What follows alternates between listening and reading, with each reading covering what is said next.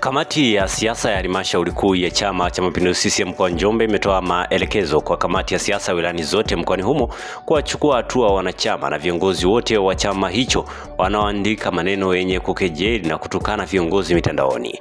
Akitoa taarifa kikao cha kawaida cha kamati ya siasa kilichofanyika mkoani humo, katika katibu wa siasa na uenezi mkoa wa Njombe Josiah Luaga amesema kikao hicho kilichochukua kwa lengo la kujadili mambo mbalimbali ya chama, lakini pia kimetoa maelekezo hayo ili kudhibiti mbalimbali ya chama, lakini pia kimetoa maelekezo hayo ili kudhibiti sintofahamu zinazotengenezwa na kuharibu kazi za chama.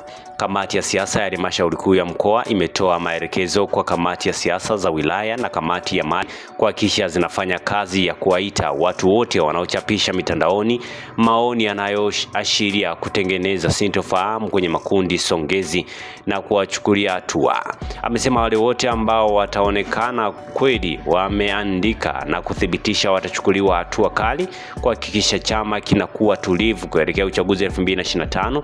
Tunapate viongozi ambao watakwenda kufanya kazi za wananchi kwa utulivu. Luaga amewataka wanachama na viongozi wa chama hicho kuchukua tahadhari na maandishi yanayochapishwa mitandaoni, ambapo ametoa rai kwa wanachama kuandika maneno yanayolenga umoja na mshikamano wa Chama cha Mapinduzi. Asante kwa kuifuatilia Baharia TV. Usisahau kulike, kusubscribe, kucomment na kushare.